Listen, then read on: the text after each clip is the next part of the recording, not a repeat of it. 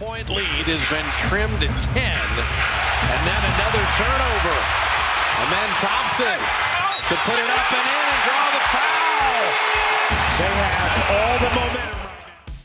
The Rockets are off to an incredible start this year, impressively sitting behind OKC in the conference. And despite the offensive struggles we've seen from them, they've been successful thanks to their suffocating defense.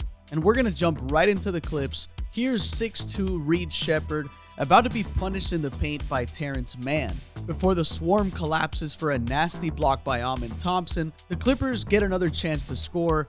Harden pump fakes Green out of the picture, but it's Tari Eason who comes all the way from the restricted area to contest it, and it's done with. Here's Harden on the next play, calling for a pick and roll to get Jock Landale on the switch. Good screen by Terrence Mann gives Harden the situation he wants, with Landale dropping back. Tari Eason shifts over to help while Thompson continues to get back into play, and there's the swarm again. Moments later, it's Harden calling for that same pick and roll. He snakes it well enough to get Thompson off of him with the step back, but Tari Eason's been cheating away from a career 35% three-point shooter in Kevin Porter Jr., and it's another tough miss for Harden. Here's 6'10" Jabari Smith Jr. getting his turn guarding James Harden on an island, staying solid, taking short steps, quick feet, and the active hands into the great contest. This was a tough night for Harden. He's had to deal with Tari Eason, a hounding Amen Thompson, the length of Jabari Smith Jr., and I haven't even gotten to the villain himself, Dillon Brooks. Harden finished this game with 19 points on 40% from the field.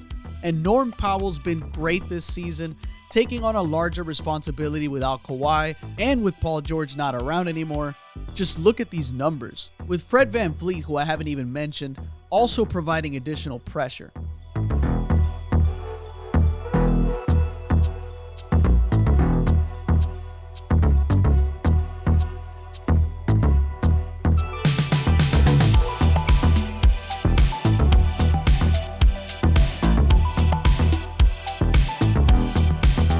The Knicks hold the league's second highest offensive rating, averaging a fifth best 117.8 points per game. The Rockets held them to their lowest scoring game so far at 97 points.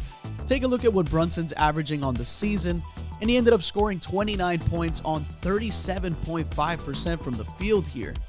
Here's an example getting pressured by Dillon Brooks up the floor and being met by Tari Eason as a reward for getting past Brooks. Forced to cancel on his drive with Brooks lurking beside him, Brunson was able to create some space, but Tari stayed with him for the stop.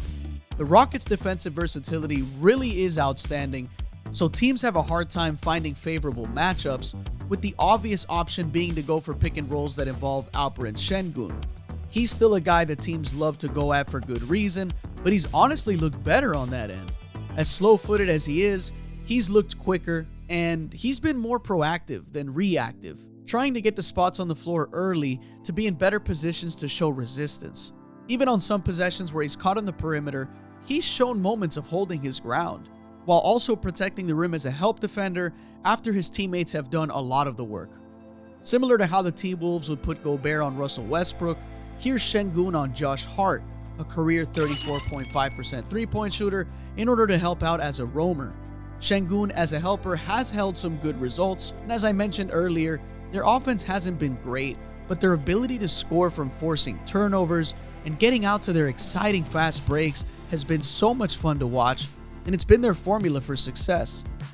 I think their story this year will be one similar to Orlando's last season, a tough defensive team that will be tested when opposing teams are scoring consistently, but will make you earn your wins and won't back down. Shout out to Ime Udoka for helping establish their identity. They've been a very exciting team to watch so far, and I hope to see them continue on the path to a successful future. Thanks for watching this video. This is the All Things Basketball Podcast. I'm your host, Vic Lopez, as always, and I'll catch you guys on the next one.